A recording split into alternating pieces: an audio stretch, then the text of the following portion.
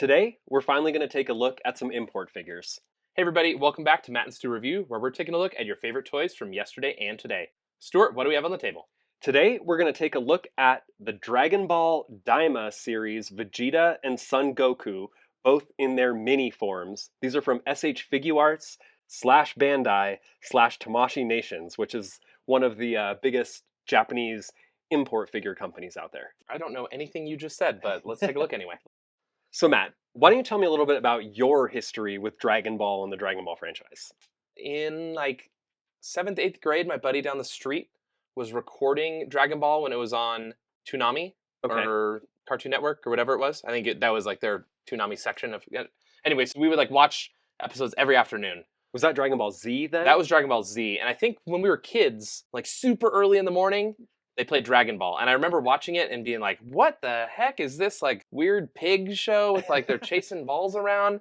It was very weird, and I didn't understand what the heck it was. This old pervert. And I didn't watch enough of it to know what the heck was going on. Yeah. I do remember the intro and like Nimbus and like some of that stuff. I think that's about it. And then Dragon Ball Z, I remember like the whole like Cell saga of Dragon Ball Z and everything like that. And I think I got through Gotenks era something and then never watched it again. Yeah. And then I recently watched Dragon Ball Z Kai until like right around the end of the Cell saga thing too.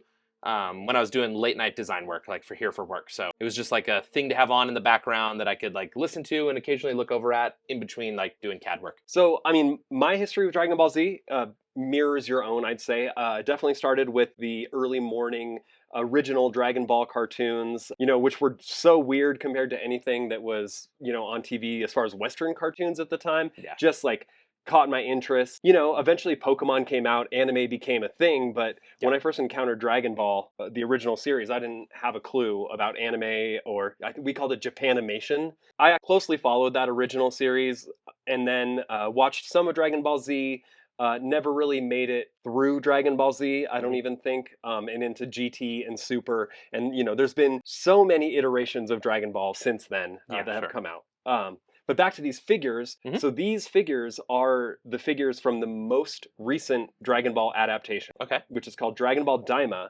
And apparently this is adult Goku and adult Vegeta that were shrunken down into miniature form. They are, in the canon, they're shrunk. They're They're not kids, they just look like kids. They 'cause they're look shrunk. like kids. They have kid proportions, but they're in their, miniature adult brain. They have their miniature adult brains, and they have, Nat said, even their their adult power levels in this form. Okay. Extra concentrated. What really drew me to these figures was my love of kind of that original Dragon Ball. Yeah. Goku's been grown up for a long time, so every figure that we get of Goku is usually an adult Goku these days. So a chance to get another, kid Goku from the original Dragon Ball. Imagine him flying around on the flying Nimbus and stuff. Just really had to grab these guys. One bonus I'm seeing about these figures right now is their hair looks even bigger when they're in miniature form. It's true. Uh-huh. They're incredibly small, really. These figures for how some tiny articulated figures. they are. Absolutely. I mean, it's just a little tiny guy. Yeah. But they're packed with features and accessories. So it looks like each guy here came with 2 hairstyles, which go onto his head. You can pull the bangs off of Goku here, and then switch out the faceplate on both sets of hair.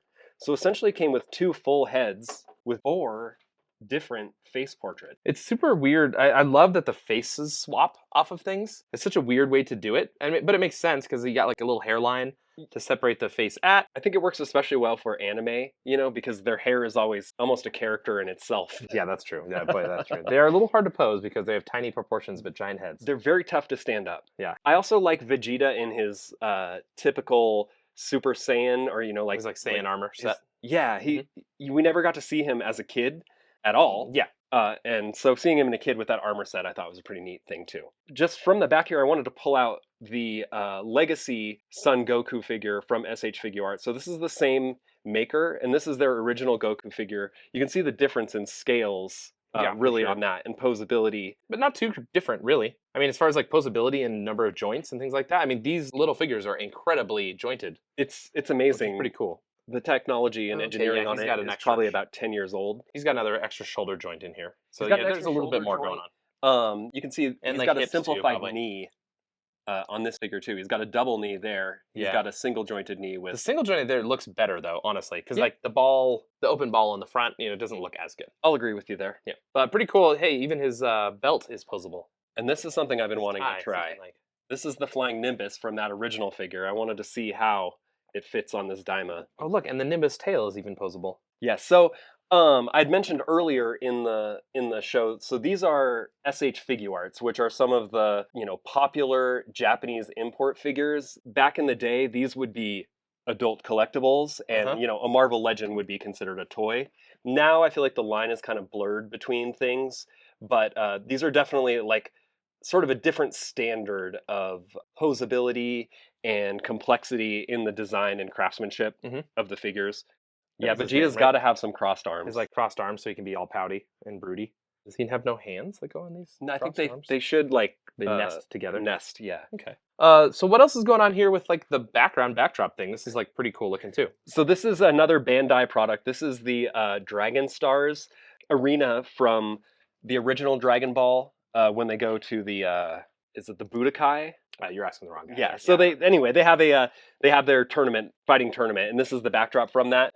Is that like the land that time forgot or whatever, that like time passes incredibly slow or extra fast or whatever it is? This is before that. So Goku's still a kid and Krillin is a kid, and they go and they fight in the first tournament against like actually Master Roshi is there, but he's like dressed up in disguise and he has hair. He has like an afro. Oh, okay. Yeah. Piccolo? Was Piccolo around? He was a bad guy originally, I don't think Piccolo's there yet, but there's the guy with the eye in the center of his forehead that goes up and down was one of the characters in that arc. His name's Jeff. Jeff, yeah. Tenshinhan. Yeah, Gesundheit. So Stuart, it looks like Goku is powering up. What is going on down here? So we went ahead and we reset the whole set here into the destroyed form. Yeah, we've got Goku there standing in his, crater of power.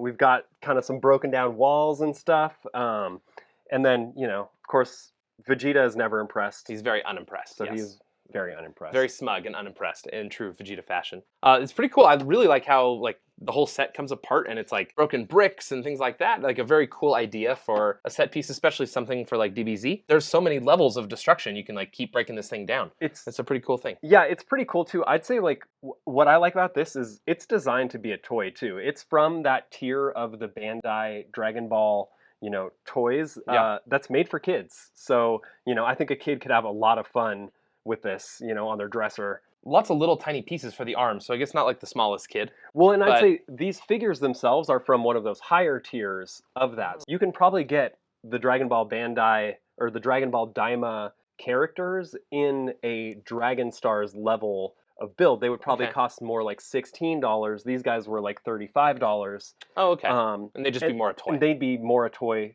It doesn't come apart and break up and all exactly. That kind of stuff. Probably maybe swappable hands and that's it. Maybe one swappable face. And that would be, what corresponds to the playset itself. That makes sense. Okay, cool. Yeah. So Matt, who's your favorite Dragon Ball character? My favorite Dragon Ball character was Krillin. Okay. And I don't know how far he made it because I don't really remember the lore of everything. But for some reason, I really like Krillin. And of course, Bulma. Yeah. Gotta like Bulma. Man. Well, Krillin is also my favorite. Oh, really? He does make it all the way through. He's still around. He dies at one point. He comes back to life. Yeah, I know during Cell Saga he dies twice. Yeah, there's quite a story of Krillin, but he was like such a raunchy little jerk in the original Dragon Ball that I just always loved. Yeah, you had Goku that was just like earnest and stupid, basically, and then you had Krillin that was like conniving and raunchy. Is he the strongest human? Oh, there you go. I know he has like some disc thing that his superpower is like shooting a disc that cuts everything in half. Sweet. So did they make a Bulma character in this? Like that's what the fans really want to know. They do. I have 2 Bulmas. Oh, we'll of course have to bring them back here for a future episode. All right, Bulma episode. Let us know in the comments if you want to see that one. This has been Son Goku and Vegeta in their mini form from Dragon Ball Daima from SH Figuarts.